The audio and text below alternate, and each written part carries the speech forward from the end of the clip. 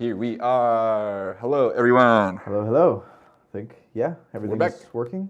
Yes. Cool. Yes. We are back from vacation. Hey, I forgot to run something on Thanksgiving. I don't know what happened in our slot. It probably just did a rerun, but sorry for all you Thanksgiving viewers. Y'all eating dinner, watching us on stream. I don't know what replayed, but I'm sure it was something from the collection. But here we are again, back from the break. Yes. And I think Corey's got a special treat for you today. I guess I gave him a challenge. Yeah, I don't know if I'd prefer this as a treat, but we'll find out.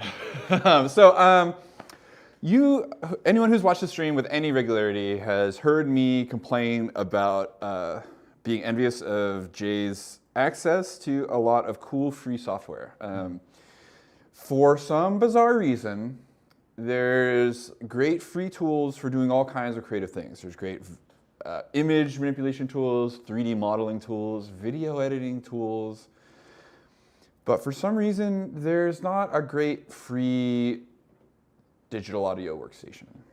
There are some useful cheap ones, but there's not like a great free one that I like to recommend to people. I teach Ableton. Ableton is a very cool, powerful, flexible program, but it's not free. It's kind of expensive. How much does it run right now? I actually have not looked at the pricing in a minute. I was complaining about it, but it did not look exactly what it was. Does it change sometimes? Depending on... Well, just all sorts of prices are changing right now. Yeah. You know, so let's see. I got to log out to see the actual prices. It's on sale right now if anyone's trying to buy it. But let's see. What are they charging for it these days? I should know this off the top of my head. Live. Okay, yeah. So, that looks like Suite actually got maybe a little cheaper. So it's $100 for intro. Okay. $450 for standard, which is what we're running here, and $750 for Suite, which is what I use and what we have in the main studio. Mm-hmm. There is a heavy education discount, so I did not pay that much, and we did not pay that much here. And any of you who are students of ours probably wouldn't have to pay that much either. And that's a one-time yes, buy, right? Well, do you get a license, or does it change? You own this version, and they point updates are free, major updates are paid, and they're kind of expensive. Oh, so like from 10 to 11? Yep. Ah. Yeah. Because I have an educational license, and because MARZ is part of this like educational program offering stuff that they have, I've been getting some good deals on it, but it's kind of prohibitively expensive otherwise. There's like, if you buy FL Studio, you get free upgrades for life. Yeah. I believe actually, I don't know if Logic is the same way, but Logic's only $200 for the full version. So. Yeah. But you have to have a Mac for that, so that's where they get you. Yeah, it's always like video stuff. I mean, unless you're Premiere Pro and you're paying Adobe out the wazoo for months at a time, but it's like, you know, I don't even know what they're current monthly, but they are all subscription. Right. But DaVinci Resolve, which you run the free version in here, but Studio, which the free one's pretty much, you know, you can do all that you need to do, unless you're doing a lot of like graphic design stuff or like a lot of compositing where you're cutting things out, green screen, a lot of that sort of thing. But it's $300, or I think it's $295. The great thing is though, you buy any of their equipment. So if you buy a Blackmagic camera, I bought a Blackmagic, they call it a speed editor. Essentially, it's a special keyboard that has like all the hotkeys and like some dials and stuff, so you can just have it next to your regular keyboard and like have all your extra hotkeys and stuff. And you buy that for $300 and you get Studio. So essentially you get the hardware and you get the upgraded software. So yeah, a lot of companies do that kind of thing, nice. where it's like. Does the push have anything like that? Do you get a version of? I mean, it comes with intro. Oh, okay. But it doesn't like doesn't unlock anything special. I see. It's interesting how different companies do it different ways. So totally. Pioneer, like we were talking about Pioneer DJ stuff, their record box software like has some features that you can buy, or if you buy hardware that runs it, it unlocks those features. Or like basically like there's different pieces of hardware have different functionality, and you can unlock that in the software, so you can use it with whatever controller you want, or if you have the controller that has the right knobs for that stuff, it'll just work. So it's somewhat user-friendly. I don't know. Yeah. Anyways, Cool. so complaining about software, hardware purchasing.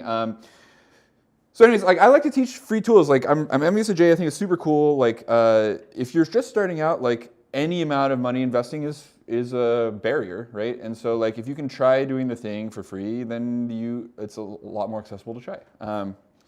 And so the other thing about Ableton is that it is a desktop app, and so requires a Windows or Mac installation. And so increasingly, like I'm finding that having a desktop computer or laptop or whatever, like a PC, is a barrier for folks. You know, like a lot of people just have phones and tablets and maybe a Chromebook. So I started poking around for browser-based tools. So the advantage of running something in a web browser is that you can run it on any machine at all. In theory, this thing I'm going to show you should run on any device that can access the internet. Some features are restricted to certain web browsers, which I'll show you. Yeah, after poking around, I found this tool called BandLab. I've maybe mentioned this before in a rundown of options of free tools. I've not really gotten into this with any students before, but after playing with it for a little bit today, I am thinking I'm going to start. Because well, I'll say first, it's kind of clunky because I'm used to like a pretty slick and well thought out interface that has been in development for 20 years. There's some UI clunkiness to get around, but it's a pretty complete package and does a lot of things you want it to do, and it saves to the cloud, and it's just super cool. I really like that. Yeah, it's great. Super convenient. Yeah, so figure I'll just like get into it, and we'll just like try and make something in here, and I'll walk you through like what I'm seeing and what I like and what I don't like. First off, so here's BandLab, bandlab.com/studio. This is like a BandLab Studio, I believe, is this actually what this thing's called. BandLab's a company. They also make a downloadable desktop DAW called Cakewalk. They make it. Oh, cool. Well, they bought Cakewalk. They bought it from the previous developers. Yeah. Interesting. I always thought that was a pretty popular one. I would have thought it would be the other way around. It was. It was. I think a long time ago. Okay. These things come and go. That was what I remember in high school. People always talking about was Cakewalk. And it maybe just was free back then too, and that's why it's like so. Cakewalk is free and downloadable. Anyways, I think we may have played around a little bit with that one on the stream at some point. I can't remember. Yeah. I know we did the PreSonus DAW, Studio One. Studio One. And we might have tried. What was the other one? There was that other one that was really clunky too. Anyways, this is cool though. So. When I'm looking at this thing, I'm immediately reminded of GarageBand. I don't know if any of y'all have used GarageBand, but the UI here is very much like it. It's laid out in a similar fashion. I mean, like pretty much all these programs are, right? You know, you have your track headers on the left, Ableton's on the right. They've got to be contrarian. But every other program has them on the left like this. You have your timeline. There's no like loop-based like clip view like Ableton has, which GarageBand now has as well. But that's fine. It doesn't really matter. So one of the things, like usually, like if you're used to looking at my Ableton screen, we're used to seeing a big file browser over here where you can see your assets. That they do have a similar thing over here. There's this thing called BandLab Sounds, which is a just bunch of loops, one shots, and then organized into packs if you want them that way. So we'll probably poke around into one of these and try and get some like cooler sounds. Yeah, it'll be interesting. The household pack. Oh, like you said, you can upload your own and everything. Yeah, you can. It was pretty easy to drag and drop. I'll try and do a little bit of everything. Just show you all like as much of the functionality as I can. It's like Canva, but for music. Kind of, yeah, yeah. Got a bunch of already available assets in there, and. My screen. Oh, there it goes. Yeah, it's been a little laggy. Maybe I'll try to adjust it here. Definitely. I noticed that earlier. Definitely lagging. Very. That's curious. I wonder what that's about. Let me see if I can do anything from my end. I'm on the right network at least. Sending a lot of data. Yeah.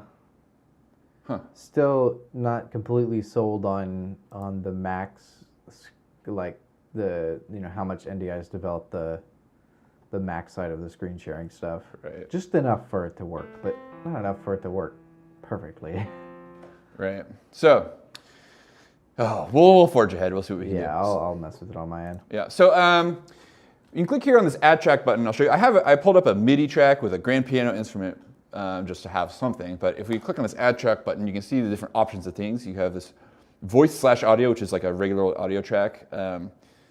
Basically, like Ableton, there's audio tracks and there's MIDI tracks, right? Just pretty much like anything else.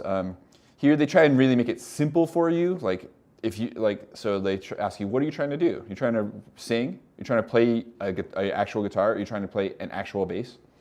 And so those things are like audio tracks. If you click the voice audio, it'll load up with like some pitch correction, which it comes in by default, which is pretty cool. If you click the guitar one, it'll load up it'll give you the option for tuner and like just be ready for your guitar input, and you can add effects to it.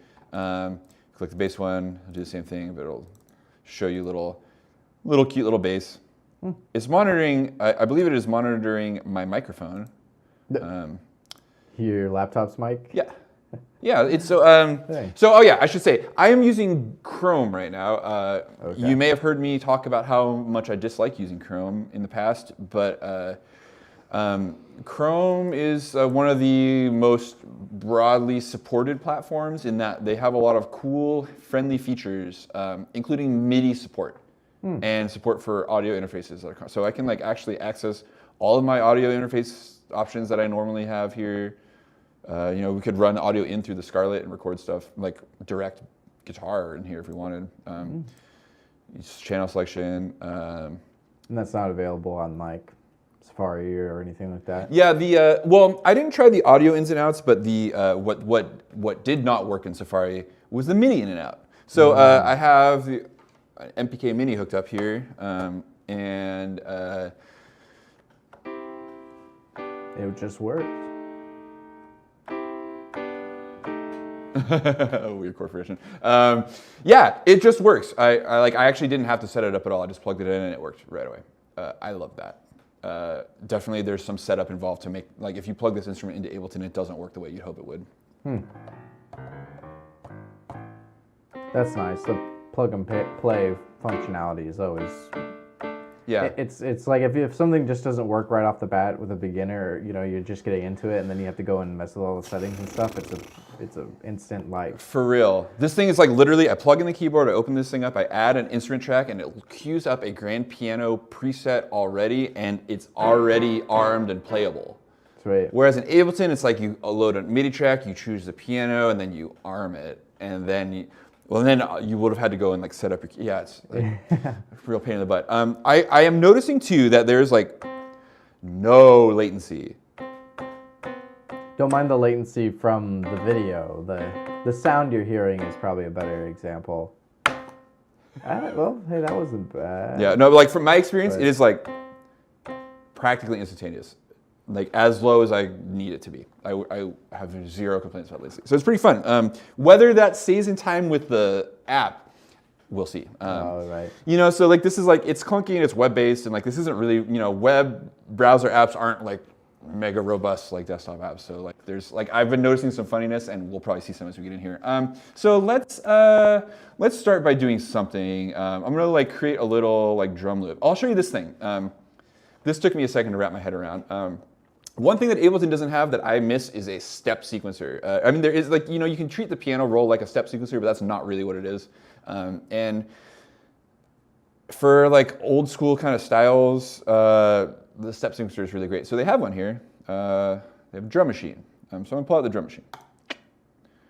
And this confused the heck out of me when I first opened this. Let me get rid of some of these tracks too. Let's start with just that. These are clips, right? But this thing is like I guess this isn't really like a normal MIDI track, right? If I pull out this piano track again, I can like create a MIDI clip. The language here is create a region. A region. And so like by default, it creates a 4-bar MIDI clip, and here it is. You can't change the grid size without zooming in, which drives me batty, but. Anyways, so this is like the normal sequencer, but with the drum machine, you get something really different. You can't edit MIDI, but you get a step sequencer, like what we call a Zox XOX style sequencer, like from old TR drum machines. And just like my drum machine, you have 8 possible patterns for this kit. And just like my drum machine, you can have different sounds on the same lanes, different patterns, which is pretty neat. But also kind of challenging and weird. So anyways, I'm going to just make an A pattern, and I want to like scrap this one. Can I? Yeah, I can't drag and, oh, I can, great. Click and drag to get rid of all those things. We're gonna go for like a sort of a garage kind of vibe. I can't bring myself to say garage, it sounds so silly. What is happening here? You having some issues there? Oh, there it goes. Maybe it's just my... Huh. Not sure what that's about. It's going fine now. Of course, the mouse isn't in the right spot, but... I'm learning something already.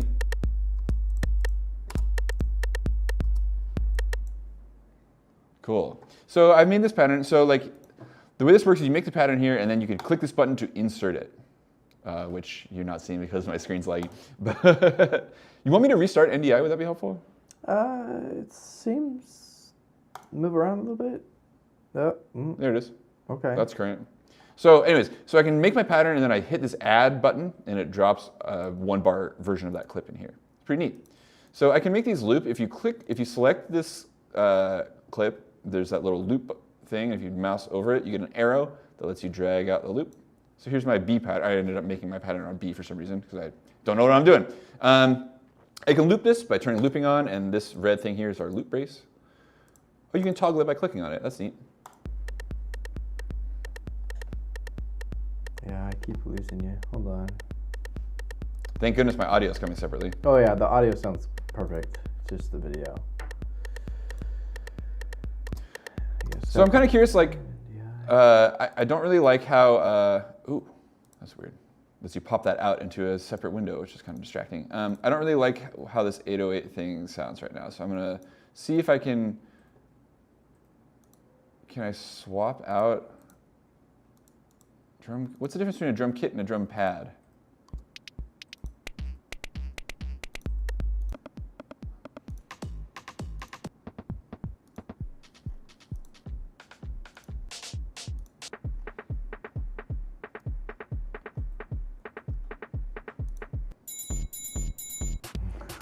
That one. These are cool.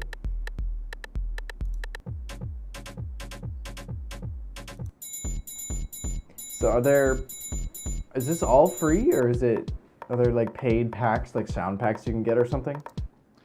I don't know. I haven't seen any, like, nothing's popped up trying to suggest I pay for anything, so.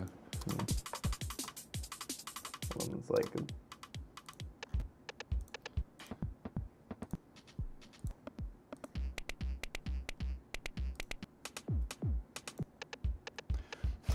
I struggle with pre-made kits. yeah. Kind of like this though. This is kind of cool. I like this, like kind of this like low-key energy. I'm gonna make like a mellow thing. I'll add something heavy to it, you know. So I want to make a variation on this. I can switch patterns here, but I gotta like manually clear it. And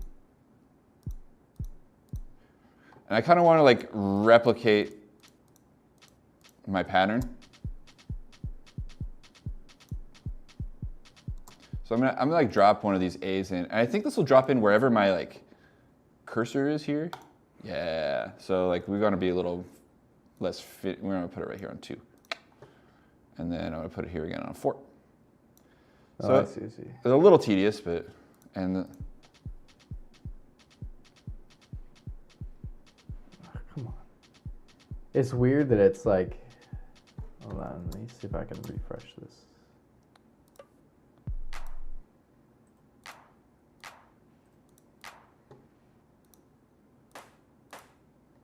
Oh. Oh, it's a different sound there.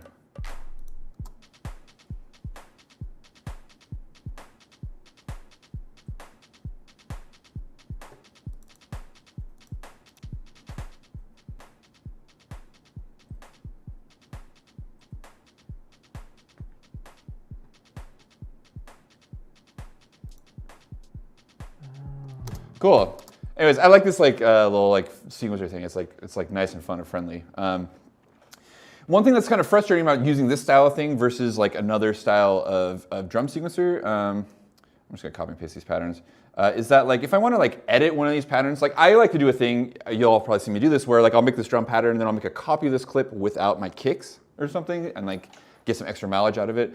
I don't know if there's a way to like, there doesn't seem to be like a way to copy this pattern from B to C, like, which is a really standard feature in sequencers like this. Like I definitely use the crap out of that on my drum machine, where I make a 1 bar pattern, copy to the second bar, make a change, copy that first bar to the bar 3, copy the second bar to bar 4 and change that. So then I got a 4 bar pattern, like pretty straightforward. In this thing, it seems like it's easier to approach that if you use the sampler instead. So the sampler here is just like a drum rack, and you can drop your own samples in here. So I can, like, I had some success bringing stuff from my computer. Here, I'll show you some samples I found today.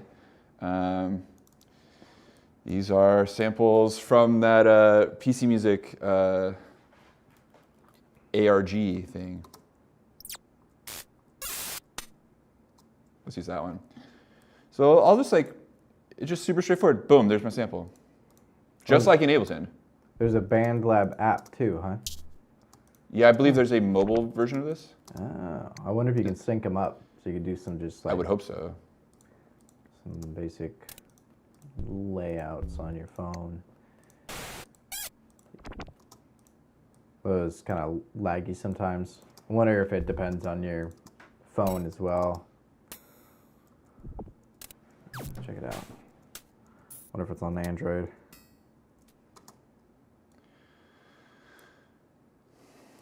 So I just want to like import a few of these, and we can like, we'll make like a little, yeah. I noticed this. So first funny thing, right? So if I can create a region over here, it'll insert a drum thing like that. On this track, I can create a region here, it'll insert like an empty MIDI clip. With this sampler track, I can't do that. I don't know why. And I really don't know why.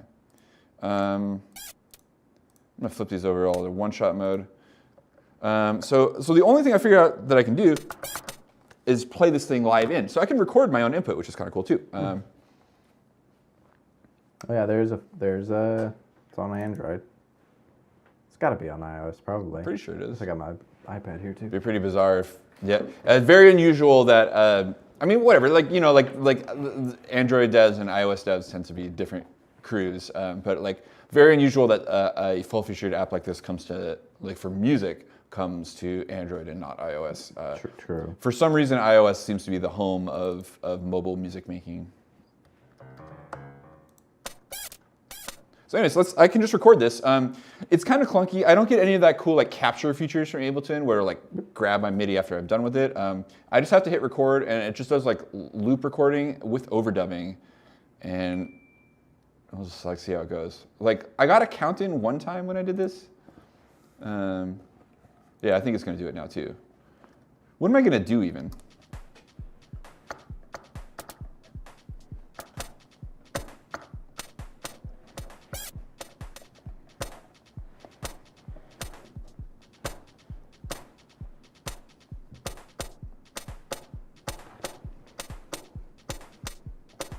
That sort of thing, yeah. 2-shell type beat. Here we go. Shells.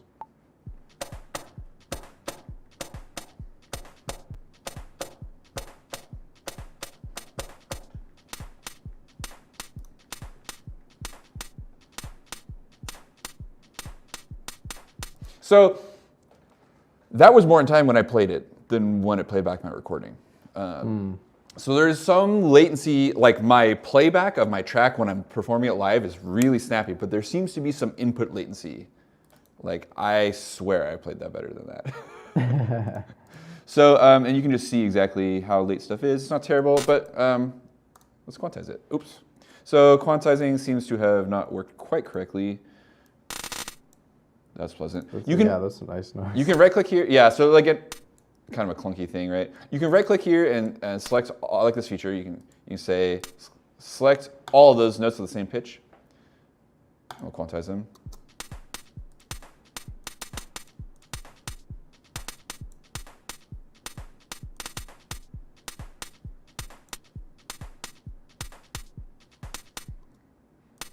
Oops, that one didn't make it to the right spot. Doesn't really, seems to really be trying hard to like snap somewhere other than where I want to put it.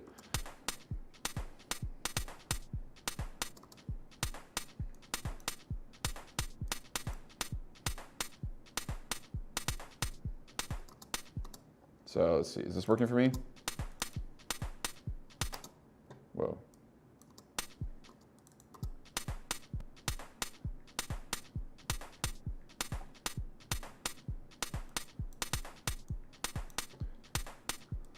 Ah, you see what's happening?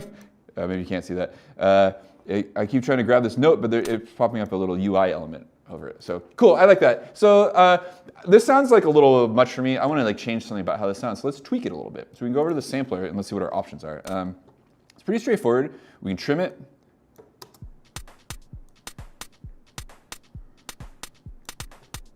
We can pitch it. Although, like, check this out. Stom's not doing anything. It's not changing anything. Nope. Yeah.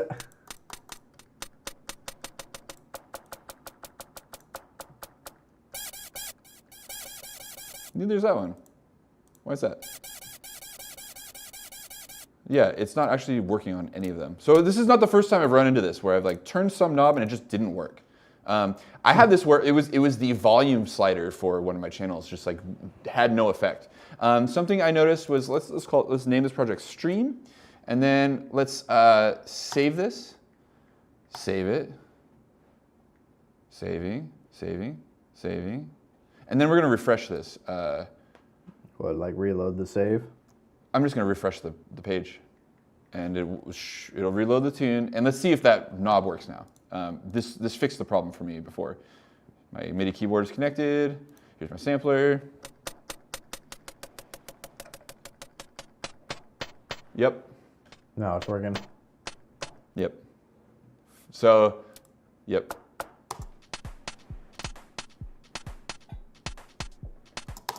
Oh, it just stopped working. As soon as I played back the song, it stopped working. And it no longer works on any of these pads. So, first major roadblock. I do like that value better, but I wanted to do more. Oh, wow. Oh, the iOS app looks totally different than the... Interesting. Yeah, none of the controls for the sampler affect the sound. The channel volume still works though. Let's see if we can do anything with effects. So I can't edit the mixer or do anything, but we can like add some effects. I really like this effects management thing here. So like these tabs down here, we have the equivalent of Ableton device view, the device thing. Like here's our instrument, here's our effects, and here's the MIDI clip. Very straightforward. And so like for this, like these effects, we just click the plus. Like there's a bunch of presets of chains, but I don't like to use that. Hit add effects. Here is the list of included effects. It's huge. Wow.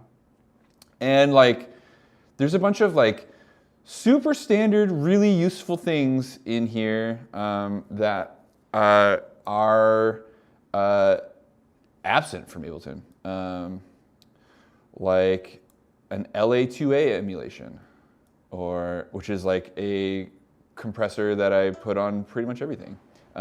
Or I hear it. There's a bunch of guitar pedals in here. Cool. Yeah, it's interesting. Anyways, and pitch shifting, which is kind of fun. Let's pitch shift this thing. We're gonna put the pitch shift.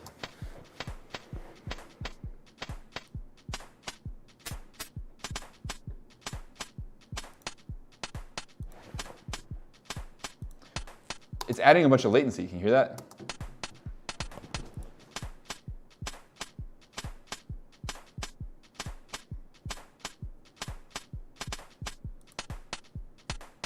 now it's when it's off, it like fits a lot better. So okay, maybe we'll not use that.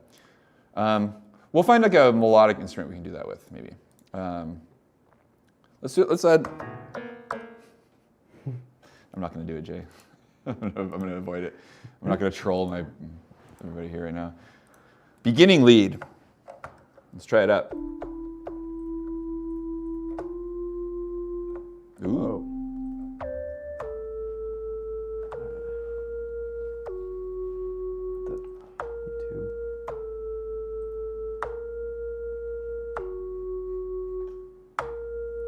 That's a really interesting sound. I like that.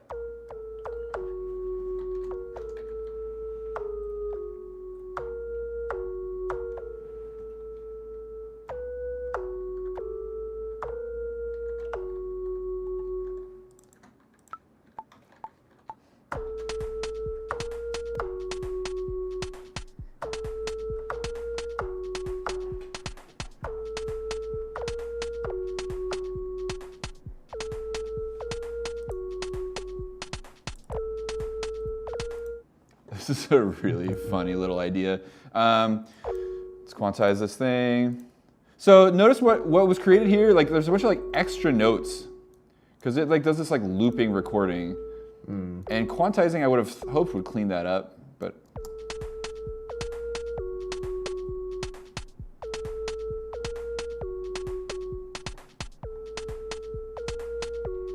So let's see what we can do with that. I'm not so worried, like since this isn't like drums, I'm not worried if this thing gets a little like laggy. It's not gonna have the same like expectations of tightness.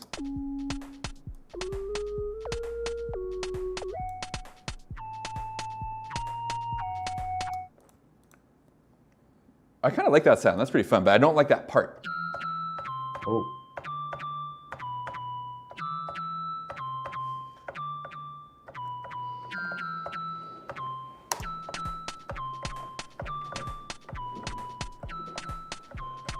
Yeah, we'll do that. That's kind of fun.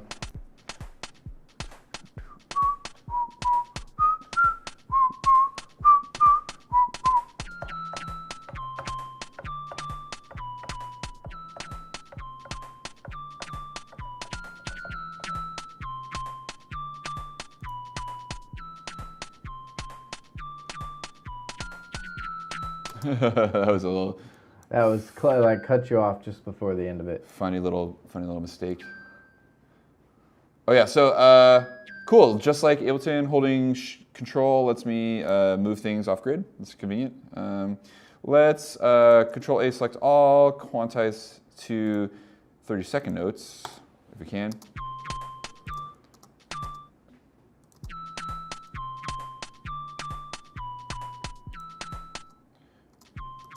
And then we'll quantize everything else to 16s because that's actually where I want them.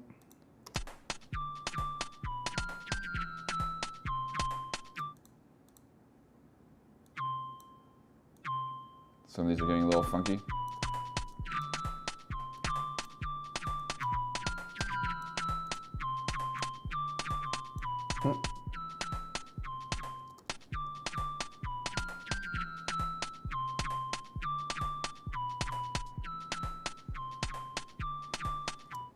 Interesting. Not quantizing, right? Yeah, doesn't it seem? It sounds off to me. Doesn't it sound off to you? Let's investigate this. I'm gonna get rid of these rhythms. Like something just feels super funky to me about this.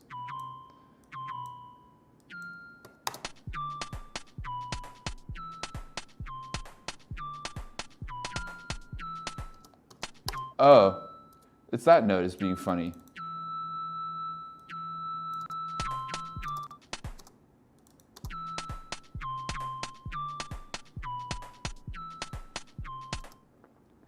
Very interesting. I'm not sure what that was about.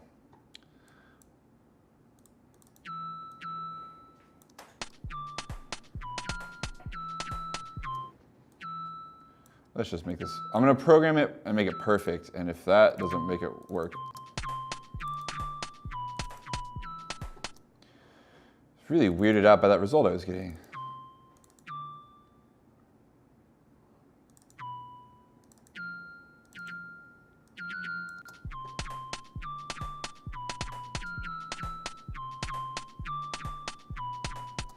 think it's just that like the delay introduced by the pitch shifting that's making it sound a little wacky. So cool, let's context this a little bit with a bass line. So let's see what we can find in here. Bass sounds. I was gonna change gears, but synth basses.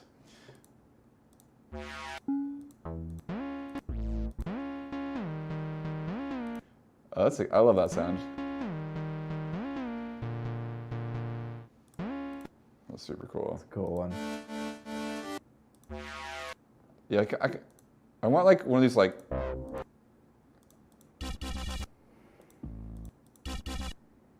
Yeah, dirty web.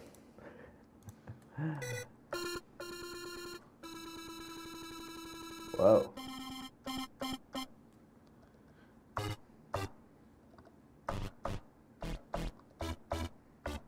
I don't like the repeating thing. They don't really have many options. That's closer to what I was hoping for. Oh, it's got like that like long decay on there. It won't like shut up. You know? What if? Maybe we can gate it. I think there's a gate in here. I can search for the word gate. Yes.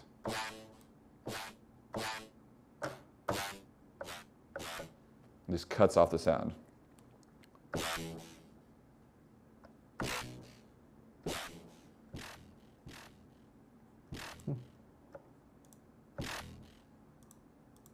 Where'd my gate go?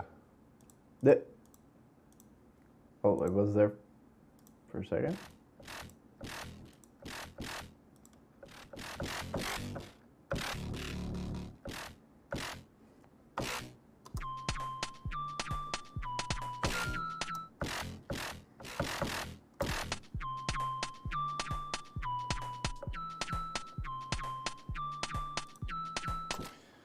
Yeah, I'm just gonna program this because I don't. That was, yeah.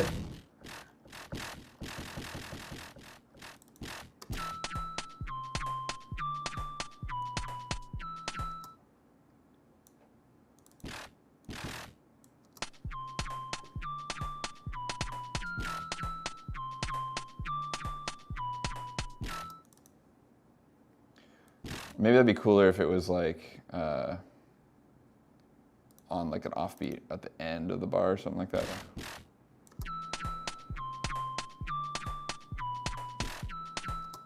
Yeah. No. And then let's get like a bass sound here. Like a little one for the downbeat. Synth basses, like something boomy.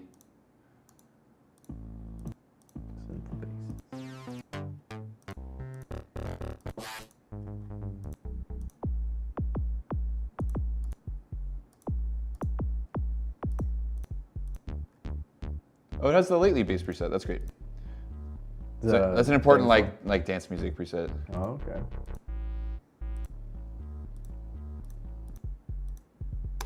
Let's like get this modern hip hop bass thing going.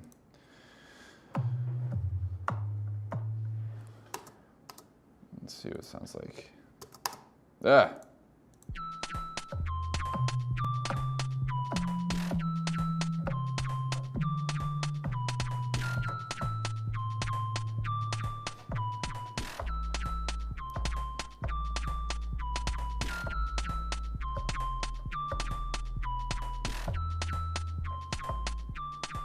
I don't know what I want to do with the bass line yet. I feel like I'm in A though.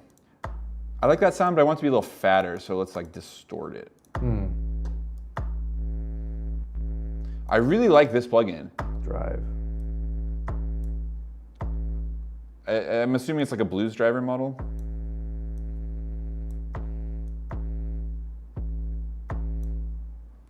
Huh.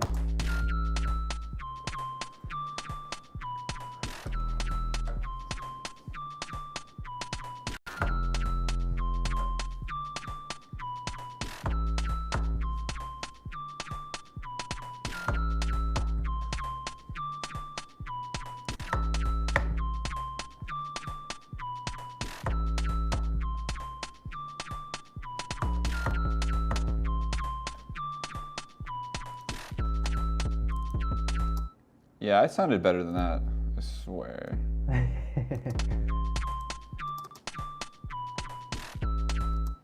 Control A, quantize.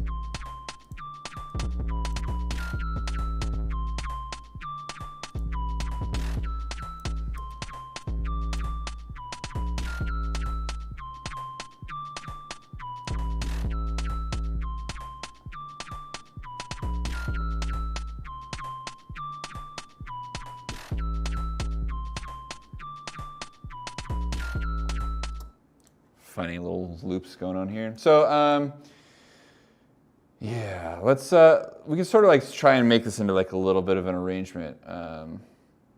It's not the most beautiful track in the world, but maybe I should have done the thing that we talked about, Jay. It's okay. Too late now. Like maybe I can like, I want to create like something sort of like intro-y feeling about this, like. Is this typical, like, I've seen you do this workflow a lot, like setting up all your different tracks, kind of like the pieces of it, and then sort of arranging it afterwards to... Yeah, it's one way to work. Yeah. I tend to work, like, certain styles of music lend themselves to being composed this way. I see. You know, like any style where like the general gist of the thing is like you're going to be looping one thing for most of the tune, you know? Yeah. Like, it's gonna be variations on a theme. So things like rap beats, dance music, stuff. Like often composed that way. Where like, you know, like you throw on a loop on the drum machine and play some stuff over it, you know, and then like edit that stuff down. Yeah. It's just like, it's a quick way to build stuff up, and then just like, the alternative to this is like, you know, you write 4 bars and then you write 4 more bars and you write, or whatever, you know, and, but like, music doesn't always work that way, you know. The pitfall to this workflow, which you've heard on a lot of the things that I'm making here, is that this song only has one part, you know? And so like a huge piece of beat making advice, like a thing that I like hear from professional people when they're talking about like, oh, like what are like the important tips that I have? It's like write a B part, write a second part to your track. So like kind of go through that whole thing you just did and do a whole totally different thing. Like maybe, or like take one of those parts and like write a different thing around it or something. You know, I often do this like the simple way to approach this is like, and if we get far enough with this track, I might do this where like I might bring in a new chord progression or a new bass line, or like a new melody, but like keep some other elements the same. Really basic technique to like get more mileage out of your thing. So I was just like thinking about like how to like get something that feels like kind of like a loopy loop in here. I wanted to. So this is kind of so okay. Check this out. Here's an annoying thing that I want to do that I usually do in Ableton that I can't do here. So like this clip plays at the very end of the bar, like the last 8th note of every bar. Right. So like when it comes in, I actually want it to come in here at the right before the downbeat of bar 9. And so in Ableton, I can mouse over the left side of this thing, just like I can mouse over the right side and extend it, you know, like that. I can't extend it the other way. Oh, really? You can't like... No, there's no stretch it backwards thing, which like is a newbie friendliness tactic. I can't make these clips start somewhere other than their downbeat. Whereas Ableton, it's really easy to do that, and then you end up with a clip where it's like, it's all lined up on the grid, 4 square bars, but the clip actually starts like halfway in the middle of beat 3 of the 2nd bar, and like it's all wonky. I fix something like that in one of my students' projects almost every week. It's easy to accidentally... Super easy. So so here's the oh my, I don't know what just happened. That was weird, but it's back now. Just Control Z. So if I want this to play earlier, here's what you got to do. I have to actually just drag it back to have it start a bar earlier. And that's kind of annoying. I don't like this like empty bit of a clip here. And so normally also like I would like just like drag a selection of part of it and like delete the part of it I don't want. That's an Ableton thing. Here's what you have to do here. I have to move my like playhead to a point, and then I can right click on this clip and slice it, and it will slice it at that point, and they can clear. So now I've got 2 clips this one, which is like sliced off at the beginning and then plays once, and then this one, which is a loop that starts square. I think I could drag this one out. Oh no, if I drag this one out, it starts doing some weird stuff because now it's a weird length. So it doesn't support the kind of like friendly looping features that Ableton does, but there's a workaround. So this will do for my purposes. Let's do a little like effects automation too, because we can. We're gonna add a filter, tone, I guess. Multi-filter, yeah, cool.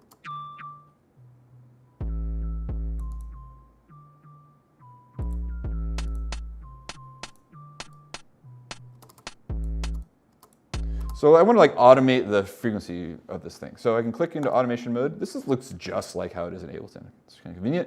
And then here in my dropdown, here's all my things. It's super straightforward. So I'll probably want the thing open all the way by the end here.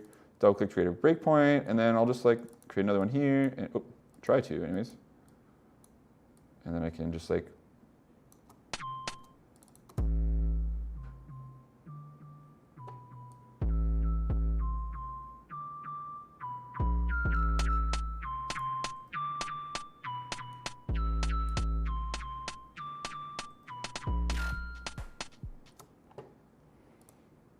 something. Yeah. So then here we go, drag these all out. That's it. Oh, is this because we're in automation view? No, I don't know why this happens sometimes. I think it's a glitch.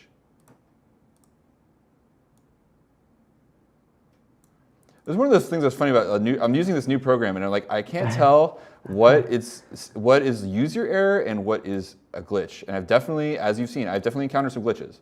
So it's not all user error, I swear. So okay, so here we're set up with a thing where this thing's got like an 8-bar intro and then it'll loop 8 bars.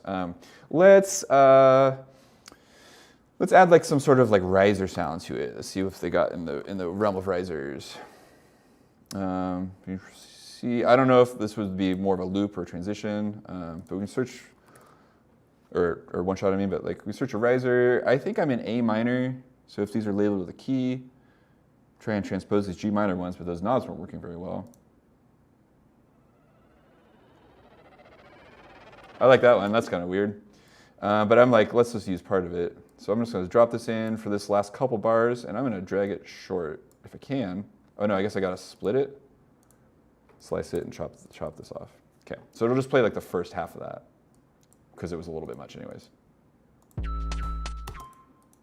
Oh, come on, start from here. Hey! What? What? That is really weird too. It wasn't doing this to me before.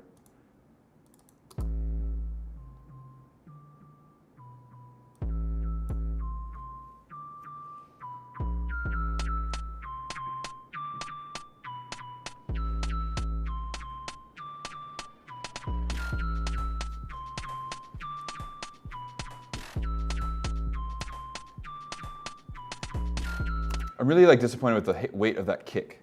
So let's add a sampler instrument, and all right, we can't insert a region here for some bizarre reason.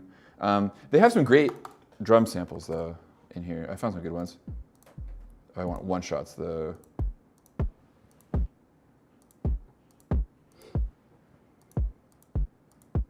I like these.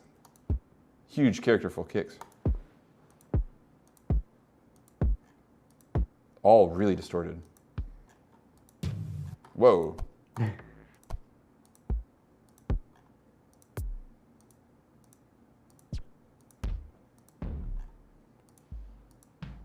Some good ones in here.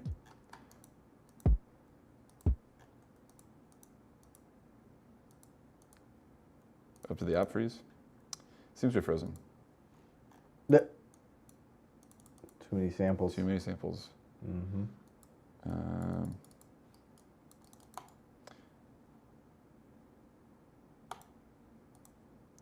Let's refresh, I guess. Hopefully, it says it was last saved just now. See how true that is. So again, this is the danger of browser-based stuff. This It's not responsive, yeah. this session is in the cloud, right? Like it's like I'm interacting with a server, and this is all happening there.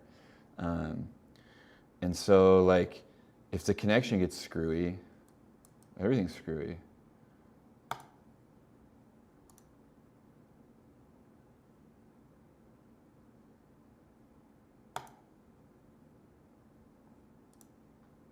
Oh, it just like totally crashed on me.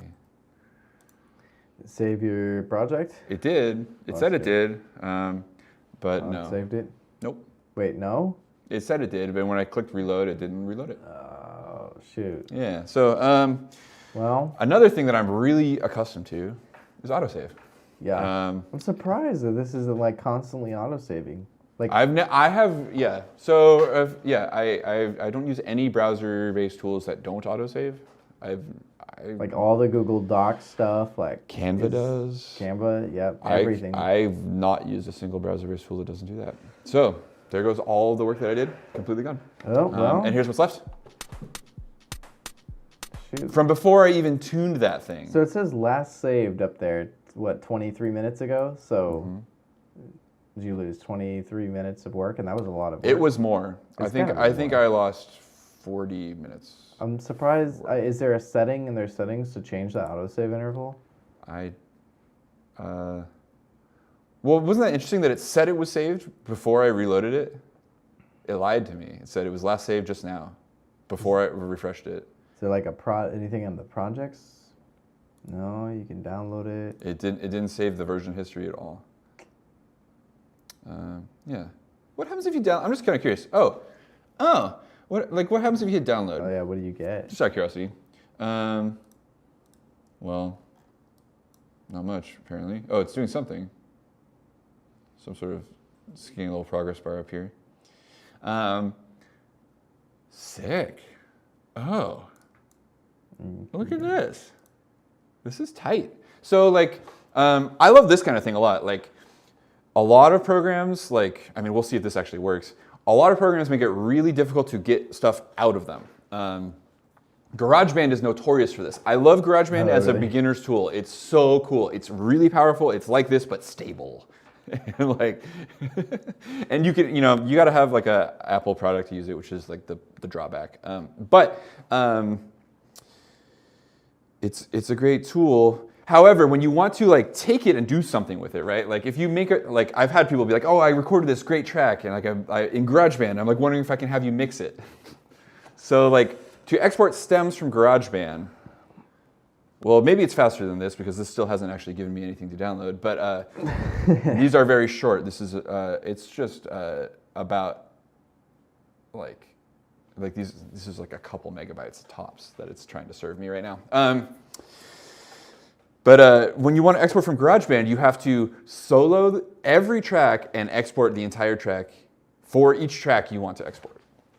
So if you built up a track with like 20 vocal takes, or like a lead vocal and a double, and then a separate lead vocal and double for the chorus, and then like some each one of those things you have to manually export each track individually. So there's Ableton and most other most other full functional DAWs, like you can, that was just all the waiting time for just one of them. Jeez. Oh, just one wave? I'm still working on the other one. It downloaded really fast, like I said, it's like a tiny file. It's what, like, yeah, a little bigger than I thought, 2.6 megabytes.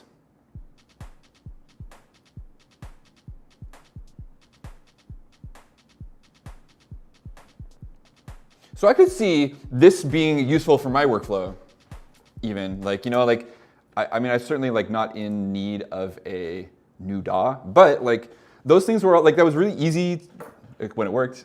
Yeah. It was really easy to make cool stuff in here. I made some way more interesting things earlier. Maybe I can show you. I saved one of them. Let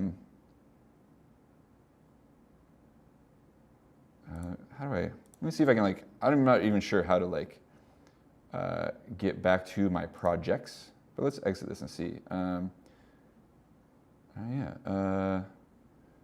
Let's see.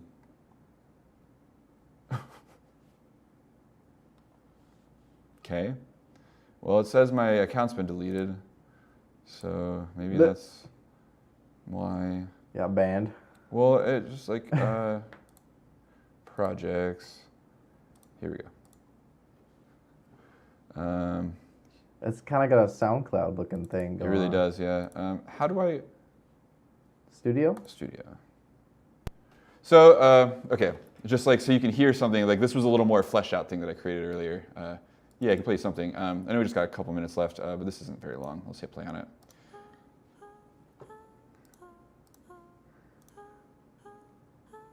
Got a little bit of a chain going on here with some effects automation. Sick.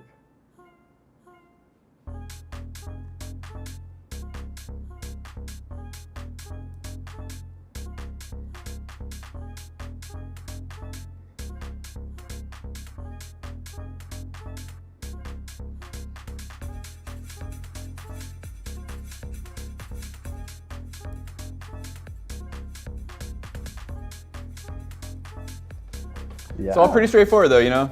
That's cool. Seems like there's a lot of effects, huh? Yeah. Can't help but notice that it's missing some of the changes I made. There's got to be some setting for that autosave thing. They're That's probably cool. somewhere. Yeah. Anyways, that was like, I made that faster than the thing I made on the stream just now, but obviously I wasn't talking anyone through what I was doing while I did it. That went pretty fast. I was really pleased. Like these are stock sounds for the most part. Some of the there's a couple of custom sounds from my hard drive in this drum sampler, but like those are the included bass sounds. Like this vocal thing is like a pitch shifted default instrument. So like in terms of the included sound set and the effects, I really like them a lot actually. Like they were very musical and helpful. The interface leaves a bit to be desired. I'm now curious to try like some of the like an actual app instead of the web version to see if it's more stable. Yeah. If there's like I don't know, we'll have to like just poke around and see. Yeah, it's on iPads and on Android too. Cool. Yeah, that's great.